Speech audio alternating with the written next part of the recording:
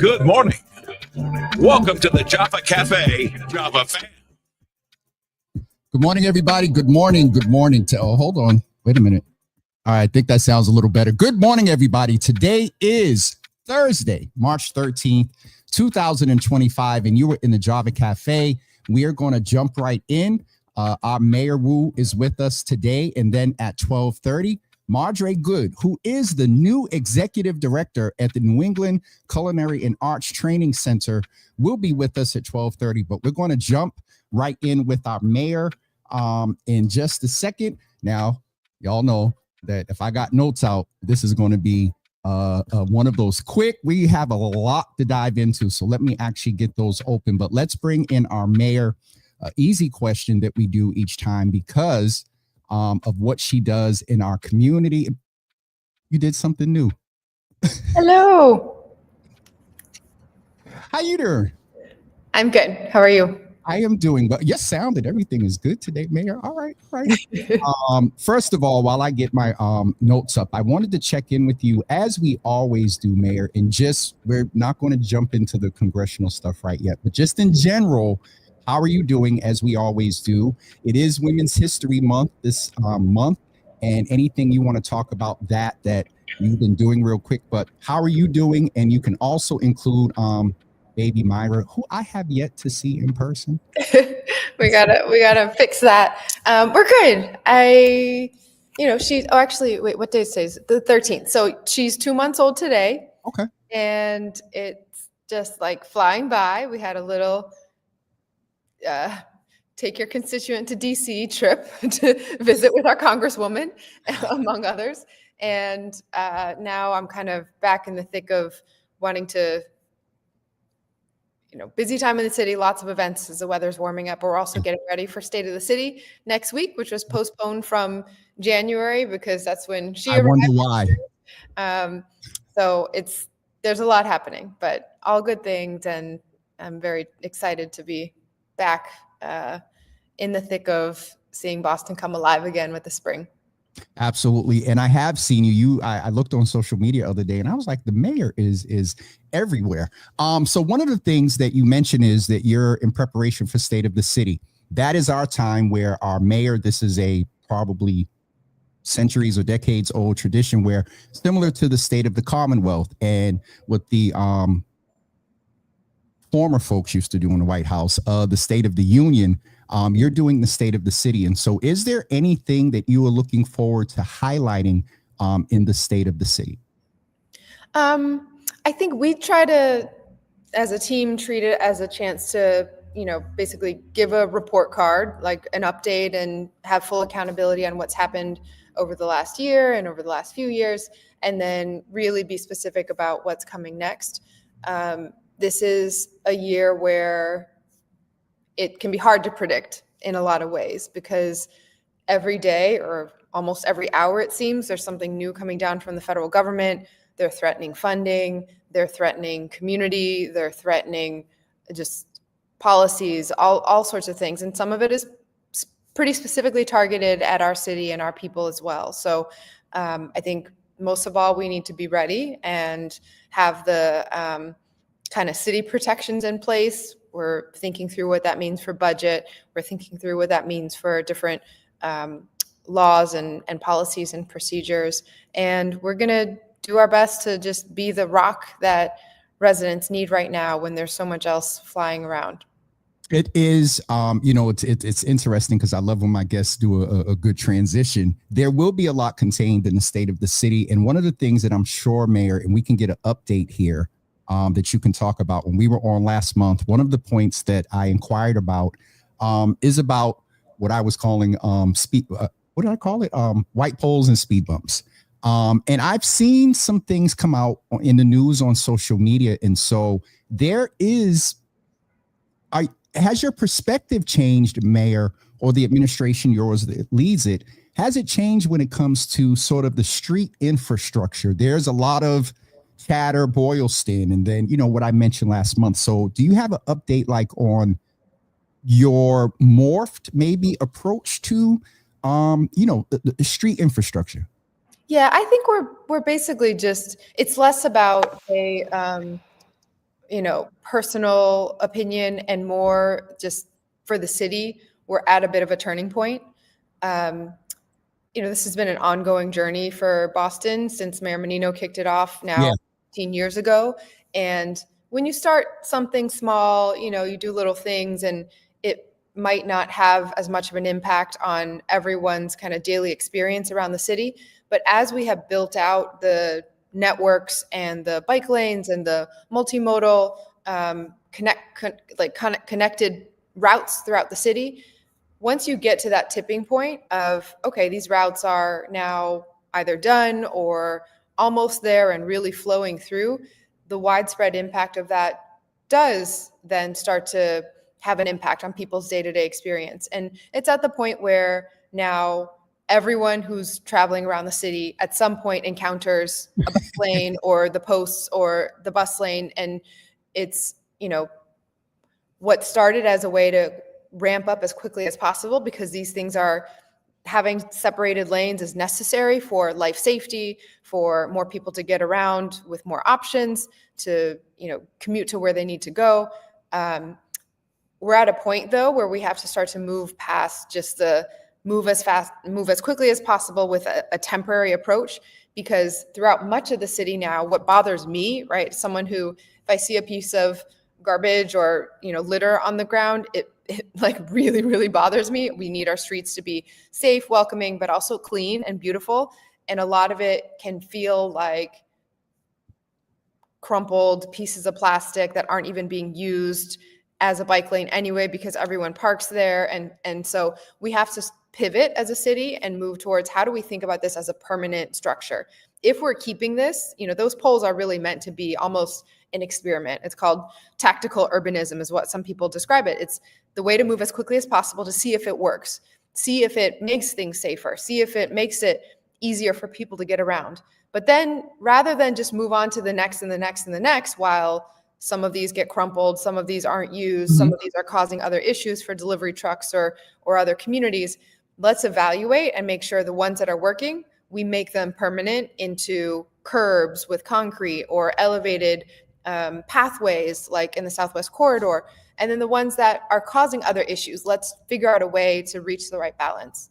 So one of the things in that vein, Mayor, and I was going to jump the White Stadium, but I'll skip and go to sort of the Blue Hill Ave a little bit deeper in this infrastructure, because some of the observation I've seen on social media has been this conundrum of small businesses that you can't, and I'm a small business owner. I think I had tweeted or posted one day that, you know, you can't as quickly go up to these businesses, park real quick, deposit a check, grab a pizza for your youth meeting. And it's interesting. So how are you balancing the needs of the small businesses where the evaluation is going on versus the safety piece? I had to admit the other day, I stepped out on the street and I stepped in a bike lane, and Mayor, I'll be very honest with you, and you might frown at me on this, but I got aggravated with myself because I looked both ways in the bike lane.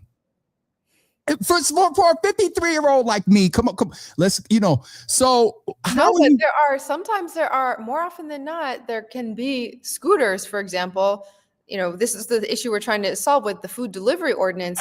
There are people using the bike lanes the wrong way, and sometimes it's with the scooters that aren't supposed to be, you know, that close to people. So I don't know. Not necessarily a totally wrong instinct to look closer.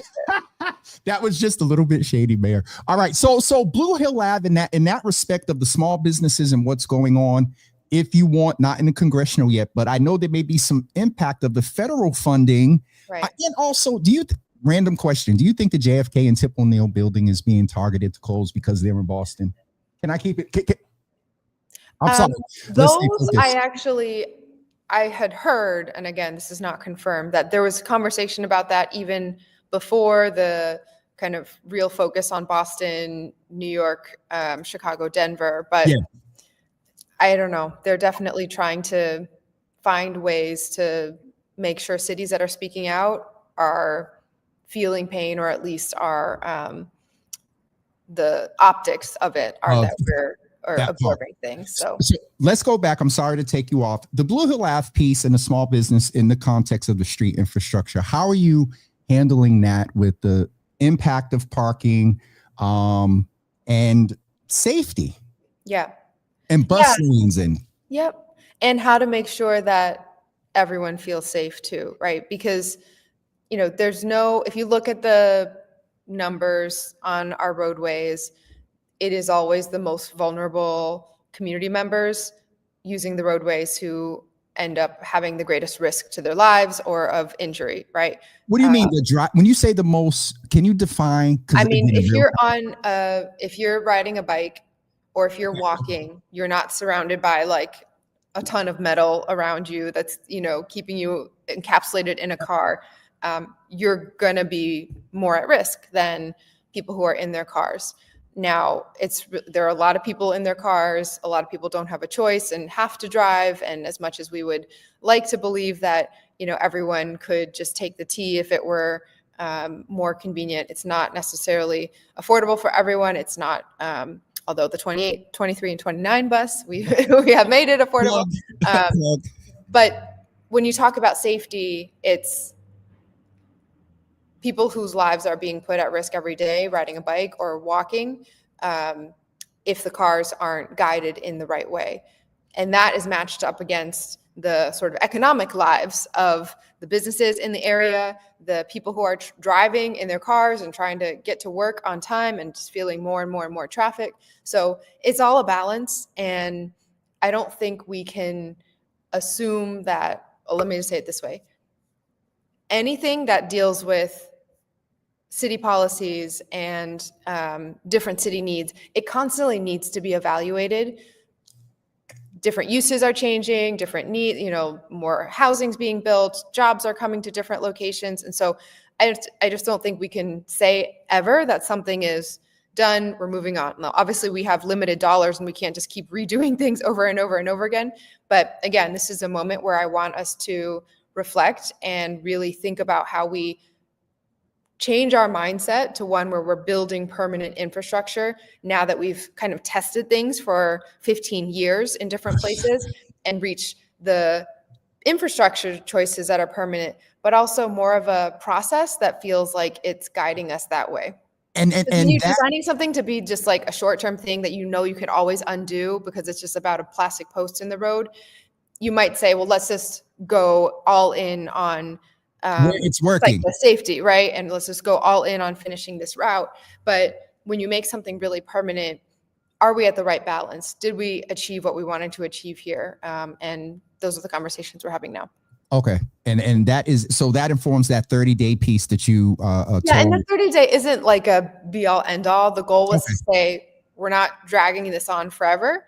There's much more to talk about than fits in 30 days, but we want to have like a rolling evaluation of what's happening and keep it going from there. I think that makes sense because people moving in, you might have more people on the street that ride more bikes, and and let's just name. You did say last month, if I understood you right, not verbatim, that the community meetings around a whole bunch, we're going to jump in White Stadium, are happening. And if I heard you right, Mayor, I think you had observed that your officials that come out and hear the community, how do I say it? The loud voices sometimes, or have the availability to go to the meetings. When you get your report back, they can only report back who's in the room, right? Did I understand that the last time last month when you were saying that is part of, we got to get more folks to go out, to the meeting, so everybody's voices and having that balance. Okay. Yeah. And finding other ways besides meetings at night or meetings at City Hall. So we're trying to do a lot more of that too. With Blue Hill Lab, for example, there was a lot of outreach that was riding the bus along with different commuters or standing at the bus station and doing surveys. So I think that's always really important to, wherever possible, expand how people can participate. Okay. Now, here's a big one. In the context of street infrastructure, community meetings, and things like that, Mayor, White Stadium. What is going on with the White Stadium? My observation is it seems like it's 50-50. You got 50% of the folks that are like, no. You got 50% of the folks that are like, yes. I've been saying it's a done deal. Demolition has been done. A lease has been signed. Where are we now? And I'll just frame it like this. How are you actively working to address those that may not be in favor from they've articulated some concerns that are very valid, like street and supply and diversity, and ensuring that. So, and I think I saw, or anyway, what's going on at White Stadium, and how are you, balance will be the theme. How are you balancing the 50-50? Yeah, I think it's not just believing that this is like a yes or no issue. There are a lot of people who are yes or no if, right? Like, I'm a yes for the stadium if you can fix the traffic, or I'm a no for the stadium if it ends up resulting in this. And so really sorting through to hear people, not just the initial yes or no, but like being in conversation to say, what are you actually worried about with this? Because at the core of it, what we're trying to do, I think everyone agrees with the fundamental idea that this is about kids. This is about our students. And we have had, well, I guess, let me back up. Not everyone agrees. I was just thinking that. I was like, oh. Not everyone agrees. But I will say, look, it's not like we are taking peaceful green parkland, trying to rip it up and build something new. This is already a 10,000 seat stadium that was built in 1949 that was a hub of activity with football games, soccer games, concerts, events, graduations, all sorts of community things for decades. And then it just slowly got older and older. the pieces started falling apart. Now we're at the point where our students can't even use the times that they're running on the track to count, even though they're breaking records, because the facilities don't meet standards. And so therefore the state agencies say, sorry, we don't even count White Stadium. It's not okay. Our students deserve everything. Our city kids should have what any suburban school district gives them, which is a chance to be in the best possible facilities, to have spaces where they can go, study rooms, strength and conditioning, gym space, indoor space, outdoor space, locker rooms that actually have bathrooms that work throughout the year, that don't just have the water turned off when the temperature goes below a certain level. And it's not okay what we have now. Now, I will say there are some people who are happy with the current situation. They like that it's peace and quiet. And I apologize to those people, because there we just have a disagreement and we're not going to come to the same point, right? If you think that you'd rather have a broken down stadium because it's peace and quiet, like it is what it is. I think we have a stadium, our kids deserve it, and it should be used. It should be full of activity and not chained up on the weekends and at night.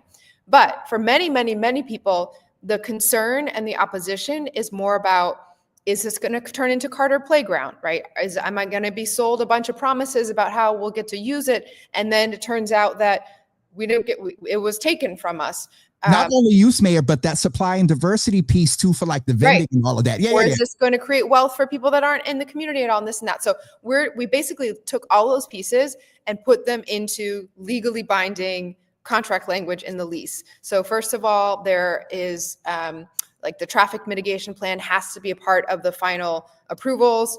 The supplier diversity piece, we're going to announce later this, actually maybe even today, the committee that's going to oversee, that's led by Black Men and Boys Commission, as well as BECMA, and many of the advocates that had championed this. Hold on. Yep. You know, this happens every once in a while, and I'm sure Legacy is watching. Did you say you're about to announce what? Okay, so you got it here first. Don't tell anyone. Now the world knows. Hold on. We haven't finished in a minute, Mayor. Go ahead. Wait. We are officially launching the Supplier Diversity Advisory Group for White Stadium. And this is part of the agreement that, again, local leaders like the commissioners from the Black Men and Boys Commission and our Chief of Economic Opportunity and Inclusion and BECMA and others had said, we need to be not just at the table one time for a discussion, but at the permanent table as we go. So this is going to be how we fulfill the commitment that more than 50% of all the dollars spent on the project, design, construction, operations, forever forward, must go to MWBEs, right? Minority Women Business Enterprises, meaning businesses owned by members of our diverse community. So the programming piece we'll get back to, but this, I'm as you know, you appointed me, I'm a commissioner, and Mayor, that was one of the sticking points that we were like, it says it on paper, but 51% could mean somebody from anywhere or whatever, from Charlestown. And we're going to get to a related issue with White Stadium in Charlestown. I heard you had a meeting out there. Okay. We got 6 minutes. I think we're doing good. So anyway, on this, there's going to be the first community resource and job fair around White Stadium, led by this advisory group, sometime next week. I think it's next Tuesday. So keep an eye out. I don't want us to go missing that Chief Itaru, Nicole Obi, and who else did you say? I'm presuming Chair Jackson. You said the Black Men and Boys Commission. I have the list here. So Commissioner Barber, Andre. Yeah, I'm from the commission. Mm-hmm. Okay. And then we're going to have folks like Eric Estevez from Boston Main Street. Okay. Commonwealth Kitchen. The Roxbury Strategic Master Plan Oversight Committee will be represented. And of course, that Brother Amani? Is that Brother Amani White Rocks, or he reclaimed Rocks? Sorry. Okay. Mr. Norman Stembridge. Okay. So anyway, there's more names. But I'm just saying, with the major three that you know how they roll, Mayor. Shagun, Nicole, and Eric. So supplier diversity seems okay. Programming. That was also a thing that came up, and I don't know if you have the stats, but football, because there's a lot based on track there, but there's also been some chatter about football. Can you give us minute of how you're going to handle programming, because we got 2 or 3 subjects left. And I also want to give you a chance because I think there's some confusion between White Stadium. There was a meeting in Charlestown the other night, and I saw somebody say, why are they meeting about a stadium in Charlestown and it's in Roxbury? And I'm like, nah, I don't think that's so. 1 minute on the programming piece and then clarification on the stadium meeting in Charlestown. And then we got 2 more things, and that's before I get in trouble with comms. Go ahead. Okay, so the 1 minute on programming is that again, there's legally binding language in what's called the Stadium Usage Agreement that guarantees community has access in these hours, and that BPS has first dibs on game days and the sort of the scheduling priority. Because the stadium is still owned by the city / BPS, because the stadium is still under the control for scheduling by the city and not by private entities, we will get to issue the permits for the types of events that community members want to see. So in Charlestown, we were there for a meeting, the first public meeting, just to hear from community members on the Everett Stadium that's being proposed for the men's soccer team to move from Gillette to Everett and to build a stadium from scratch over there. And some people were like, well, why are you seen as having concerns about that other stadium? Meanwhile, you're giving public dollars to White Stadium, and it's just 2 very different things. One is a completely for-profit stadium that's going to be for the professional men's soccer team, probably concerts, whatever else the Kraft family wants to do with it in Everett, but very close to and completely impacting Charlestown.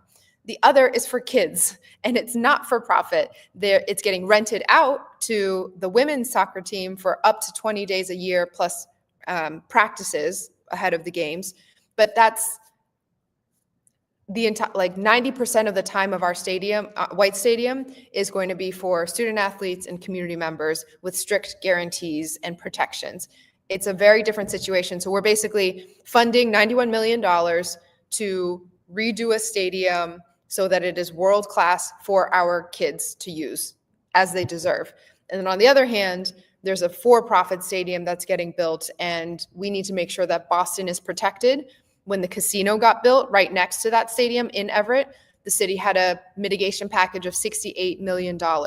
So far, the Kraft people, their sort of folks, have said we're willing to give the city $750,000, right? 1% of that, which is not even a new commitment because that's what they agreed in a closed door deal with the city of Everett, not with Boston. So we're just starting those conversations, and that's why we're bringing community into it.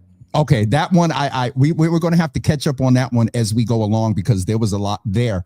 A couple of your former colleagues and friends are in, and I hope that we satisfied the piece. Carlos Enriquez was asking about is the lease public? And then okay, that is public. Carlos, it's on. If you go to the White Stadium website, look for the lease and also the shared usage agreement. It's like 400 pages total, but that's posted right up there, as well as every public meeting that we had, the presentation, the slide deck, or whatever other materials were discussed are also posted. Is in there too. Okay, and then hopefully we satisfied the piece. I just because I look at the comments sometimes, and I saw that about we were talking about that committee, just those 3 alone that we had named, Shagun, Nicole, and Eric. That around the supply diversity piece. All right, is good. Thank you for the clarity, because I did see where there was some confusion about why was there. I think the word stadium or whatever threw people off. All right. Affordable housing. I used to live at Fairlawn Estates, and if I understood the story right, that development, is it now going to be owned by BHA? Is it turning into a BHA property of affordable housing? Like, what is the clarity of how did you, because that was a private owned property, right? So how did that happen? I'm a little bit, in all sincerity, I should have read the whole story, I'll be honest. But what is going on there? So there's still rare pockets in the city where there are private buildings that are kind of affordable to people working in our city. And the risk of that is that when a new owner comes and they realize that it's still sort of affordable and they have the opportunity to jack up rents, they start doing that. So that's what happened with Fairlawn. About 6 years ago, a new private equity company came and bought the entire property from the previous owner. And then residents started getting letters saying their rents were going up by crazy amounts. And then when they couldn't pay that, the eviction notices to be displaced. I've been to a number of rallies out there alongside City Life Vida Urbana, the Tenants Association, and finally with the city and the state and others, and most of all the tenants pushing and pushing and pushing, the company that had been doing all the rent increases agreed to sell the property to a combination of, now Related Beal is going to be the official owner, but with extra funding support from the city and the state to not only purchase it, but then guarantee that it will be permanently affordable so that the rents will be where they are and only going up by 2% each year. So this is a huge win, and it is the largest ever building, 347 families who live inside of it, that is now going to be permanently affordable with this program. We've been doing this Sheila Dillon and her team at the city have been doing this in a lot of different spaces. There was a set of buildings in East Boston that added up to something like 120, 130 units total that also had a similar thing where they were private buildings. And then the owners agreed to sell them to new, in that case, a nonprofit that would keep it permanently affordable. So this is huge. It's not BHA technically, okay, but there are some vouchers involved. And then for everyone else, it's a commitment that legally they will keep it affordable. So, oh Jesus, we're in contact with someone from housing. My mother has had an ongoing issue with APM, which is interesting. Before your administration, anyway, I just saw my mother's name pop up. Last thing on that. So with developers and affordable housing, is it a good model to promote development with reduction of affordable housing requirements? No, it is not. So, okay, I'm not a developer, but you're increasing. Well, I guess the question, it's who is it? Who are you talking about? From the developer's perspective, yes, it is good. I was kind of asking that, but no, my soul is in with the tenants. And so, but the overall model of more affordable, I'm just confused with the model of less affordable units. But in the city and across this country, we know that affordable housing is now there is some chatter, Mayor, when we talk about kind of affordable, right, and affordable for whom. Yeah. But okay, so let me because this is already where some of the mayor's race is even taking shape. So I think it's really important to be clear about what's real and what's not real. I actually agree with the theory that let's say that, for example, right now the city has 20% affordable requirements. Technically it's 17% on-site affordable of any new residential building, large building that is built, plus 3% vouchers, but call it 20% for now. And there are developers who are saying this is too hard to do because it's more expensive to give the affordable discounts, and therefore we can't build anything. And sure, if you said build only 100% affordable anywhere in the city, yes, it is not possible to do that without a lot of extra money coming from somewhere. If we buy into this capitalist economy that people have to be able to make money on housing in order to build housing, which we can have a whole separate conversation on the need for social housing and to move more out of that model. But because most housing right now in the United States is built through developers making profit on it, we have to be aware that if at a certain point they're asked to do too much on affordability, then they don't build it at all, and then there's no affordable units. Now, we did so much analysis to determine what the right level was for the affordability requirements. It had been at 13% before. Now we bumped it to 17% plus 3.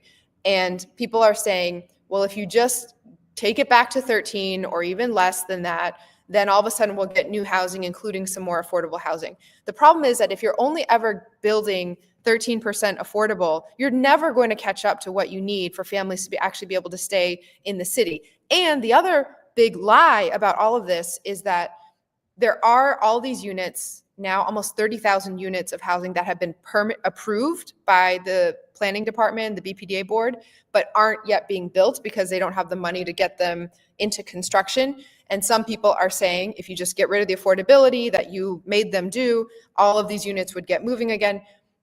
All of those units I'm sorry, are man. under the old rules. This So is a thought I have with those. I'm sorry. This is a thought I have, and I don't know this space. So when you say the construction is stopped, is it the developer that is not developing because they're kind of, when you say the money, you made a reference to the construction stops or whatever. Where is that stopping? Is it from the city supporting, or is it from the developer sitting back and saying, I can't get my... So most developers aren't building buildings with money that they have. They're building buildings with money that other people give them to invest. Okay, yep. The places that they historically have gotten that money to invest have been either large pension funds or private equity, or what are called REITs, real estate investment trusts.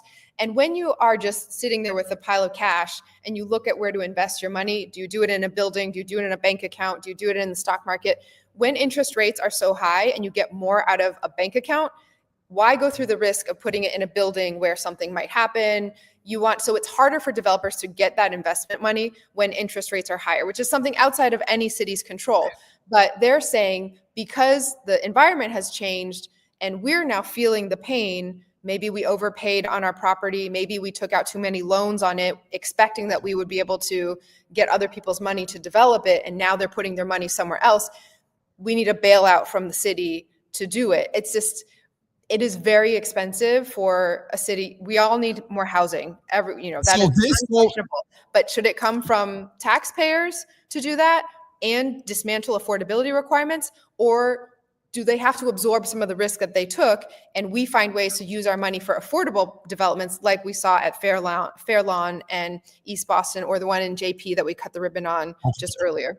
Okay, Mayor, as much as I was like, sometimes I got to cut the mayor off because there's so much in there. This was one of them, but this was good. I got about 75% of what you were saying, but I did hear you, use a word like bailout.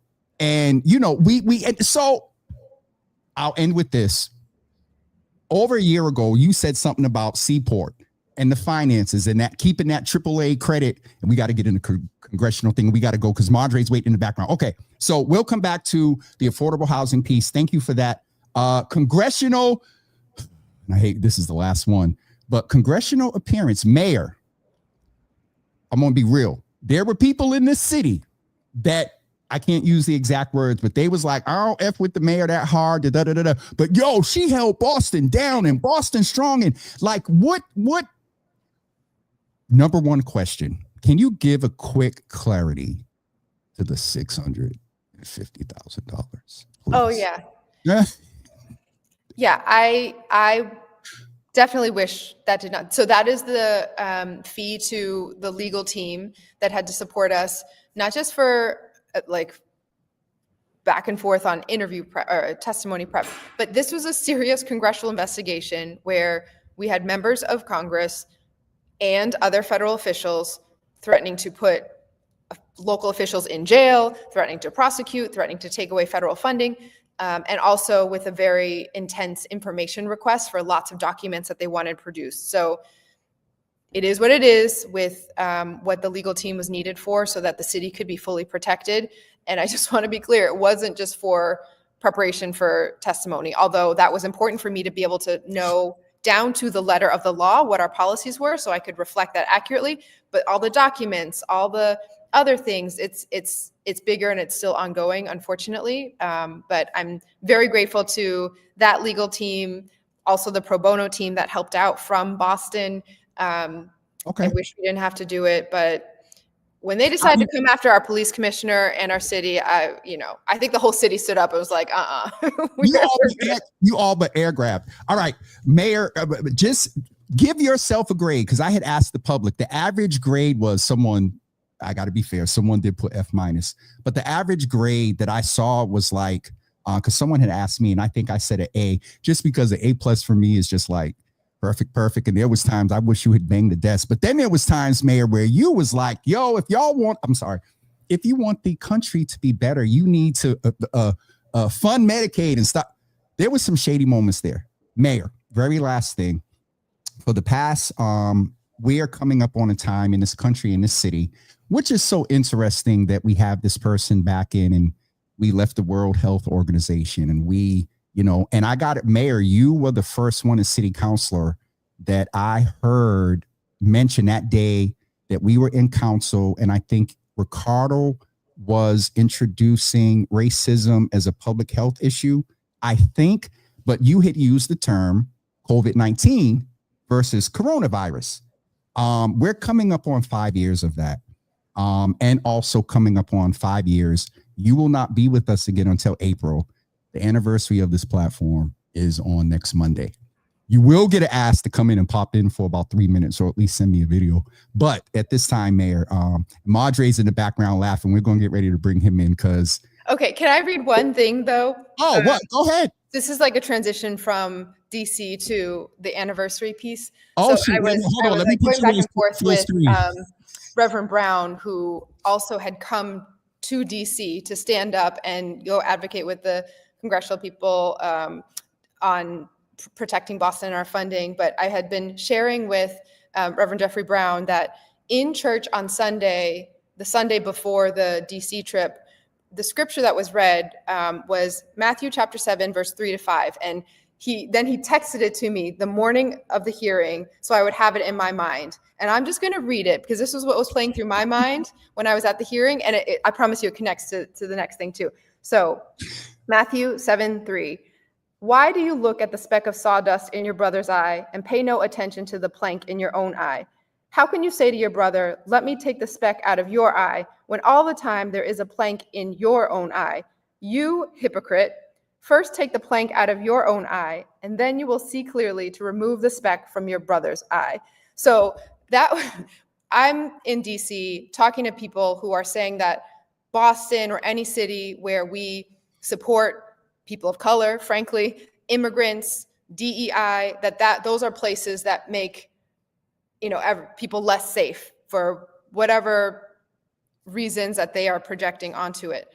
When in fact, it is their very own actions, not getting guns off the streets, making people sicker and not funding healthcare, going after all of the supports that we need on housing, on climate protections, on people who have served their country as veterans. So anyway, that was my charge to DC. Like, you want to talk to us about immigration, you pass your own immigration law and we will follow it. You wouldn't have been here had he not stopped the thing that they had on the bipartisan thing a couple of years ago. This was his talking point, like some people. Anyway, go ahead. So here's how it connects back to the 5-year anniversary. Yes, ma'am. I think so much of politics is like talking about other people's eyes when you're not looking at your own eyes and taking care of your own actions. And having this platform to be able to hold people accountable, to be able to give voice to community, to be able to say, let's all think clearly about how we take care of each other and not just talk the talk, but actually walk the walk.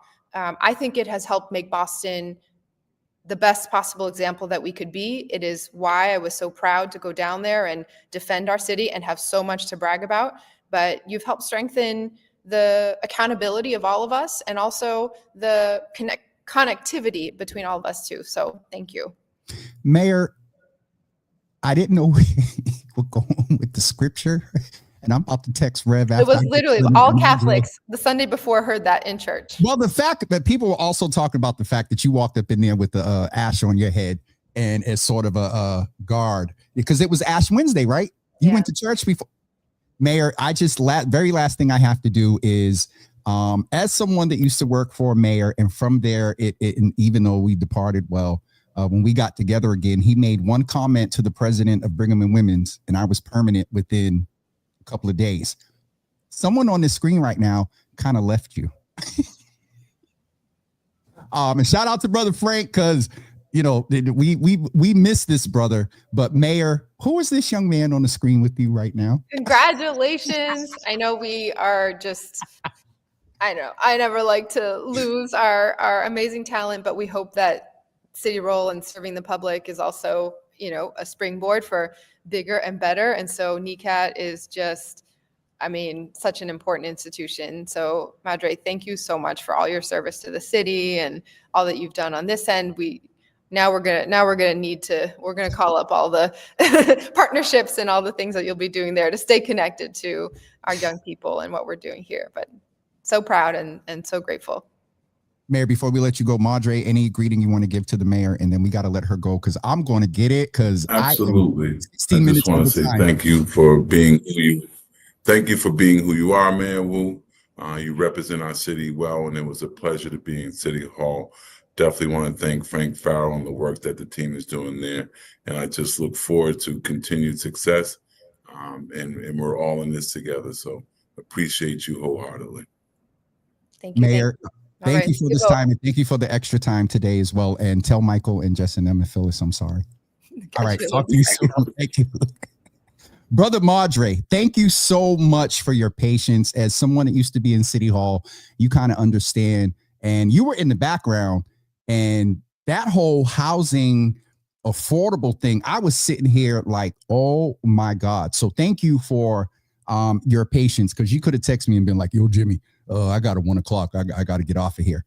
I will expedite a little bit of the time. But first of all, Maddrey, thank you again for your patience. But how you doing, brother? Because it's different being in City Hall and that type of public service, and then stepping out, and now you're in charge. And so welcome to the Java Cafe for the first time.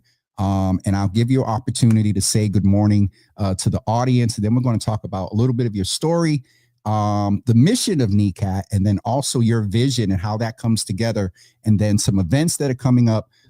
And a disclaimer, everyone, full transparency, I am a proud board member of NECAT, and I was elated when the call was made that this young man was under consideration. And just in his, it hasn't been a month yet, has it? About a month and a couple of days. Okay. The board and our meetings, everybody's happy, Maddrey. So I want to back up, say good morning, and then we'll go into a little bit of your story, because I've seen you in community for years, and I'm sure I'm going to learn some things today. So I'll just start with thank you for having me, Jimmy, and it's a pleasure to be here today.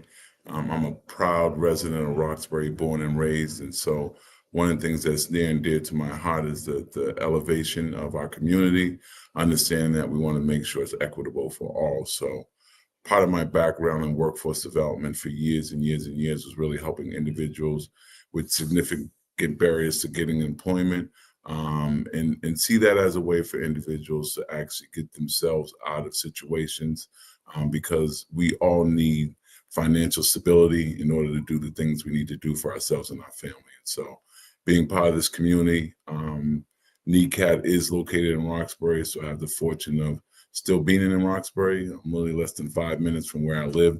And so this thing about community is very important to me. And so I'm just glad to be able to step into an organization that has actually been serving residents and community folks for over 12 years, and we will continue to do so. And so this is just a labor of love for me.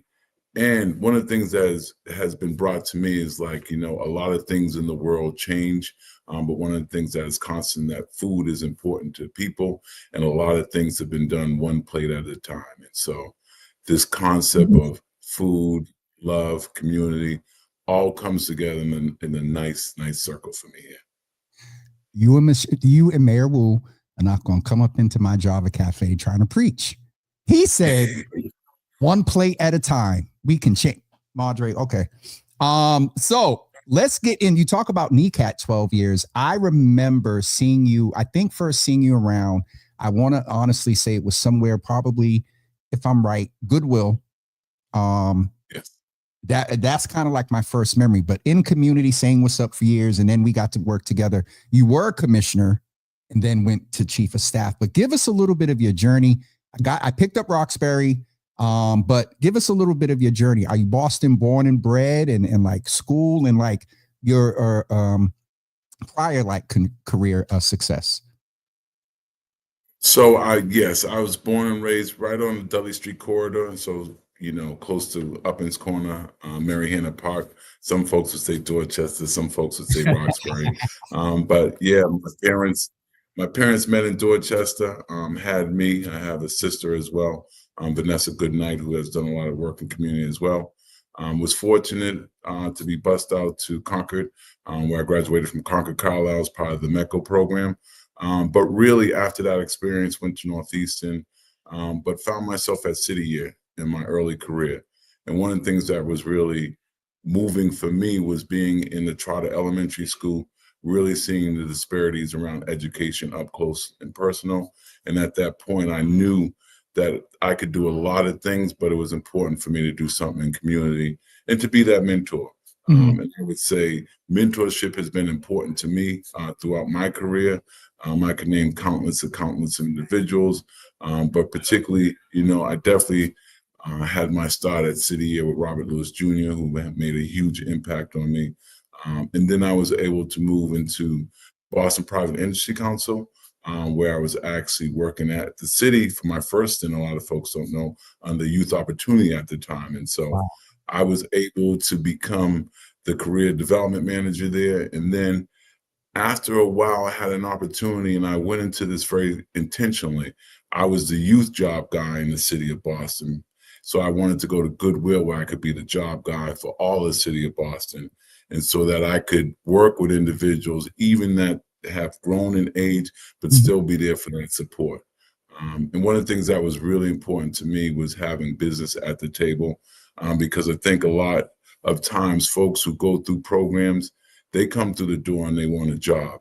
Yeah. And so I've always been focused on the outcome. The activity is great, but part of that outcome is also making sure that they're able to have those soft skills. Because you can put anyone into a job, but it doesn't mean that they can keep it. And so part of the work here at NECAT, what I'm really proud about is not just culinary jobs. I was going to transition, at least ask my question. So Maddrey, how does your life experience translate into the mission of NECAT? Go ahead. All right. So I took your transition, but you're good. Tell us. So you could imagine I've done a lot of things. I've been recognized from the Department of Labor at Youth Opportunity for the career development program there. Been on the state workforce board as one of the folks who are leading and driving workforce throughout the Commonwealth. But one of the things that has suited me well here at NECAT, at the Mass High Boston Career Center, we're serving 10 to 15,000, placing 1,000. One of the things I was really proud of, I was really focused on getting the average wage from $15 an hour prior to this, COVID, but we were able to get up to $20, $22 on average for all of our folks, which was important to me. And so what I bring to NECAT, as well as myself, I want to shout out my program director, Lena Gardner, who was at the Career Center with me for over 10 years doing that work and has joined me. And so what we collectively bring with the already strong team here is just the ability to understand from 15,000 to be able to serve 300 folks a year, as we did our last fiscal year, is amazing to me that I can be in an environment to actually know the people I serve, to actually get to know the students, get to know their stories, and also be someone that I can learn from our students as well about what's going on in the community. And so that we and you and people like us can advocate for what's right, understanding that we're actually getting the people closest to the pain have the best ideas on what the solution should be. And so I want to also just acknowledge you as a board member.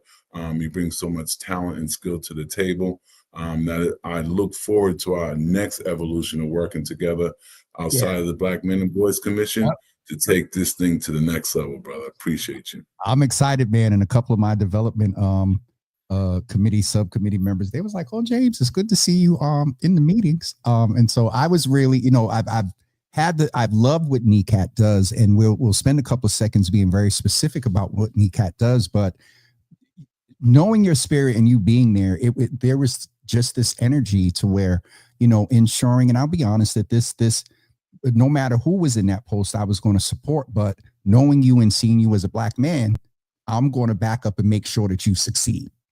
Anybody in that post and in NECAT, I'm going to support, but there was just that familiarity, and I'm going to be real. You're a Black man, and I'm going to make sure you're good, because if you're good, NECAT is good.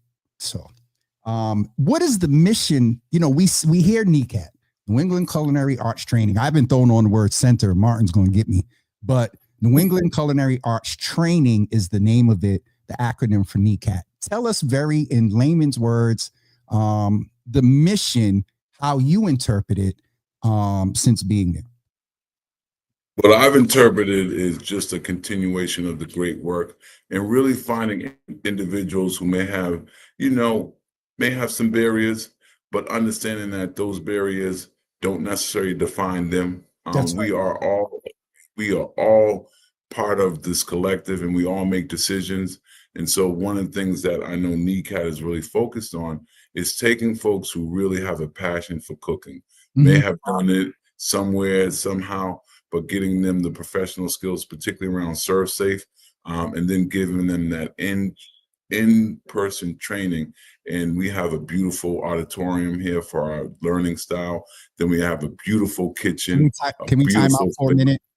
Yeah. Next Saturday, it was a slight plan to look at that beautiful auditorium, but we Java with Jimmy family, we were going to NECAT to have our anniversary there. So I just wanted to acknowledge that, and thank you, Maddrey, for your understanding, and Barbara as well. Go ahead, sir. It is beautiful, and it's a real nice space there. If y'all are having an event. So I think for folks may know NECAT for the program here at our center here in Boston on Bradstone Street, but we have expanded because of the need. Right. We actually have a program in South Bay behind the walls, which is done by our head culinary person, chef here, Chef Chris, who's well known throughout the community and a great brother, and he can cook. Is he in the background there? Nah, he's in there with the students now. But but you got to come by, you got to meet Chef Chris. We also have a program that we are doing in East Boston, which is really, really important around sort of teaching folks the language of English, as well as the context of working in the kitchen. And so we have a great instructor that will be restarting that program on Monday for the next cohort. And then we have our Haitian Creole program, which runs in the evening. And one of the things I'm really proud of is that an organization that could close its doors at 4 has opened their doors in the evening so that they can have a day program for folks, and then an evening program specifically for folks who are Haitian Creole. And we have a wonderful, wonderful chef, and Miss Charlene, who oversees that program as well. And so one of the things that we'll also really focus on is just the wellness of our students. Yeah. And you mentioned one of the things that are important to me is the energy and the spirit of, and so I'm always conscious of, if someone that we work with is having a bad day, the staff and myself always have to have a good day, because we have to be that picture of hope and light for folks. Maddrey, I'm sitting up here, and again, not a whole lot. I learned a lot about your career. Pam Leans is in, and she's shouting out the Huskies. I know you know Pam. It just, you've always had this spirit about you that is even keeled. Even in some of them commission meetings, when I'm a little, you're like, I talk to you after, you're like, James, and but I am so proud of you, sir. And as a board member, excited for what's to come next there from NECAT with the wonderful board we have. We have some events coming up. I don't know if Barbara's in the comments, but we have, oh God, I'm going to get in trouble. What is it? Cocktail, what is it? Bubbles and Beats. Bubbles and Beats. I was going to say, Barbara, just go ahead and yell in the background. Bubbles and Beats. And then we have a Taste of NECAT coming up, I believe, in the fall. And so I am going to put the actual, there's NECAT right there. Hi, NECAT. Learn more about NECAT right here. It is hyperlinked. And we have a few events coming up, and they're Bubbles and Beats on August 13th. So plan on you guys meeting me there. We'll probably have Maddrey come back, or at least, oh God, NECAT was ready. Best of NECAT on October 23rd. So 2 months, not 2 months, August 13th, Bubbles and Beats. Let me know, or look out for that, and plan to meet me there. And on October 23rd, Best of NECAT as well. And for overall information, and also to donate, there's a big old donate button on that website. And as a board member, I am soliciting. He may not be, but I'm soliciting. Go in there and put $5, $10, $15. It all adds up. I've seen the impact. You all remember a couple of years ago, that room that Maddrey is sitting in right now, I went and interviewed staff there. I think Chef Chris came on. I've seen the impact of this program. That's why I'm on the board there. And so please go to the website, stay up to date with what's going on, sign up for the listserv, put your email address in there. We're going to have a couple of events there. I'm telling some other young professionals that, we need to do some things there. So, and if you're looking for an event, reach out to them because it also comes with parking depending on your time. So did we get everything, Maddrey? I think the last thing we didn't touch on is we do offer catering. And so if folks have events yeah. that they would like us to cater, we can accommodate as well. And I would be remiss if I didn't say I am a girl dad. I have 3 daughters. And part of my patience, about to get in trouble. Part of my patience and understanding is working with 3 young women who are doing great things in their own right. And I always impressed upon them that you have 2 things as a responsibility. You have to be a good citizen, and you always have to pay it forward because we are all fortunate for the space and time. So I'll end with that. Maddrey, I can definitely see the investment and return on just the years of observing you, in community and your temperament. So I'm excited, brother, to have you there at NECAT.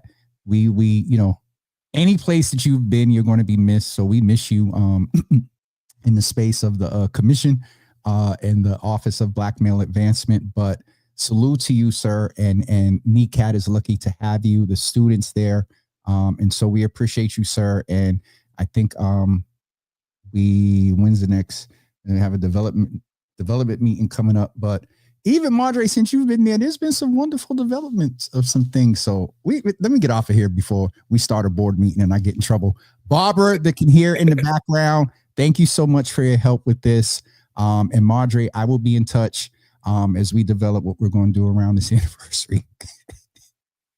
Absolutely. Look forward to having it here. Thank you, Maddrey. I appreciate you, brother. Appreciate you more, brother. Yes, sir. All day. Folks, we're going to take a quick commercial break and come back and close out for the week. I have a special announcement for a special person in the Java Cafe. And so we are going to take a quick commercial and we will be back with you in just a couple of seconds.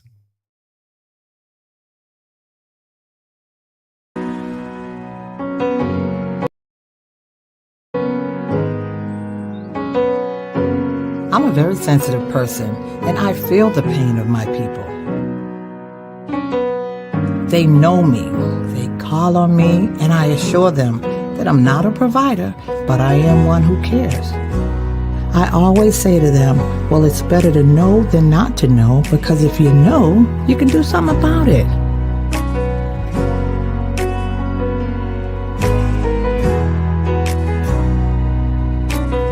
Think about the loved ones around you. Think about the ones that love seeing you come through that door.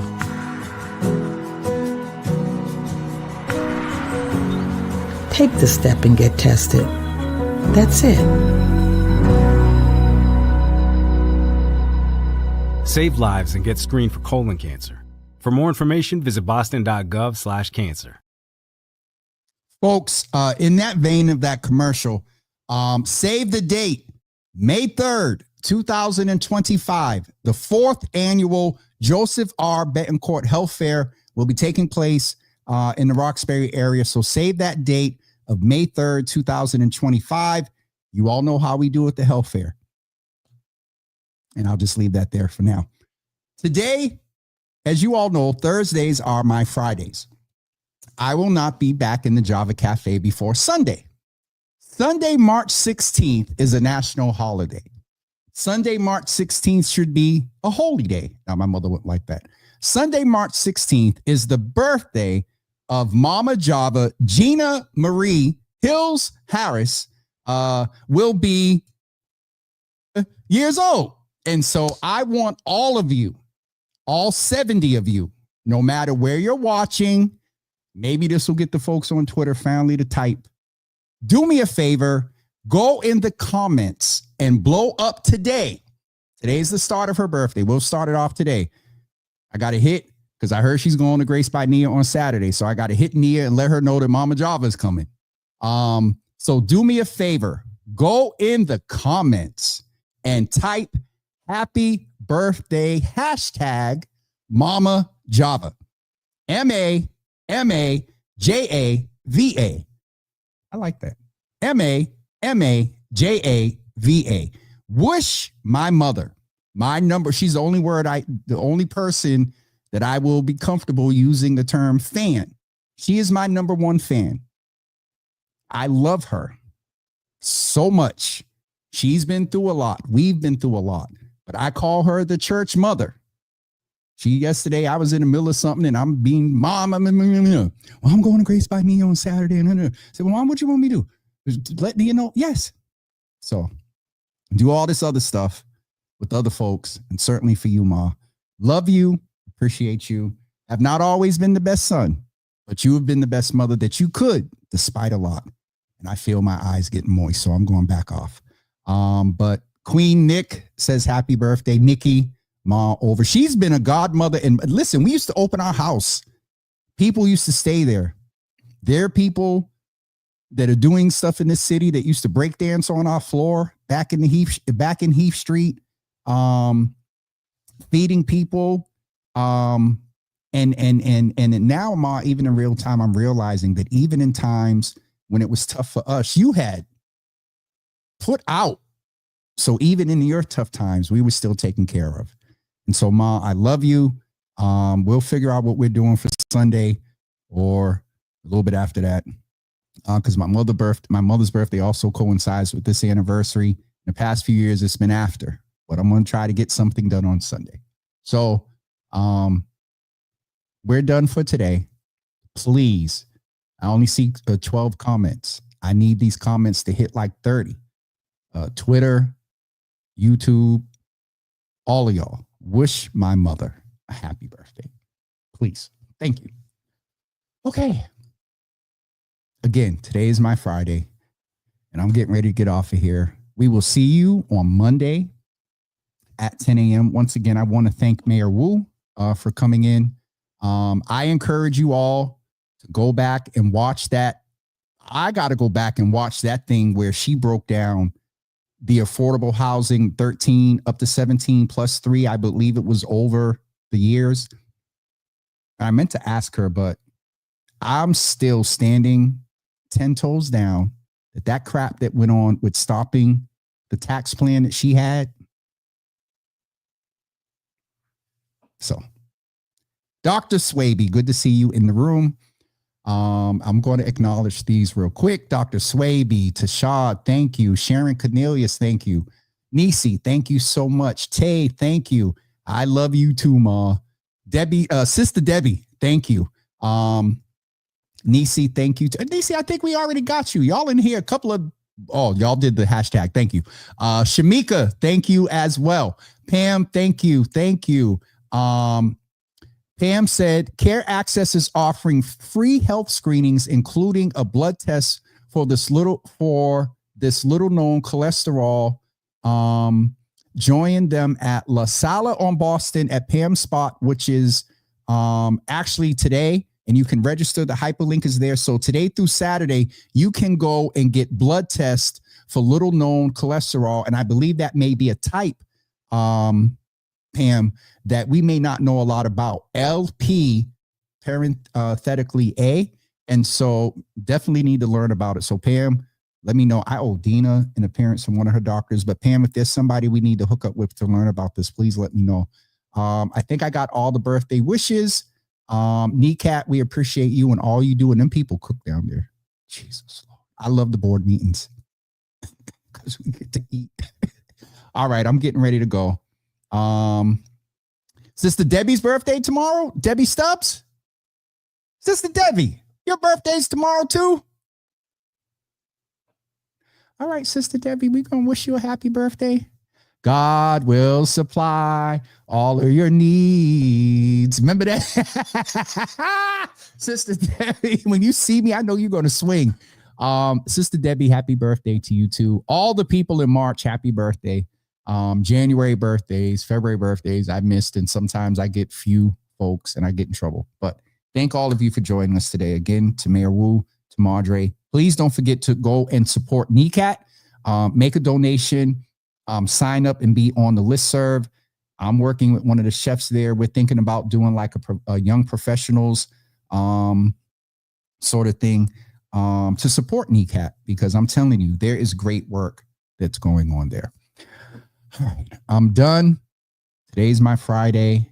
Oh, before I go, I need to shout out a good brother that creates space in this city. Brother Rob and his partners are celebrating 2 years of business today at Hue. There's an event this evening. I'm sure the tickets and the spaces are sold out, but there's an event this evening. Do me a favor, go by Hue's Instagram page and tell them that Java with Jimmy sent you to tell them happy anniversary. Did y'all go on those artists page on yesterday? Asia, the other group. Did y'all do y'all assignment? Anyway, I'm getting off of here. Sister Debbie said, yes, she remembers. God will supply all your needs. He will supply. Boom, boom, boom, boom. That's back in the day. All right. One of the most powerful altos in this city, her and her daughter. All right. I'm going. Have a great day, everybody. Have a great weekend. Happy St. Patrick's. Well, we'll be on Monday and give the greetings for that. Nikki, love you. Nikki, Ma's over on Instagram, Nikki, so she'll see it. My mother done jumped on Instagram. Vaughn, good to see you in the room, brother. All right, that's it. Monday, 10 a.m. And also one day next week, ABCD will be with us, and we're going to talk about their services for tax preparation. A lot going on at the IRS. A lot going on at the Department of Education. A lot going on in every department. Good note. We got to end on a good note. We woke up this morning. Okay. That's it. We'll see you guys on Monday at 10 a.m. No outro.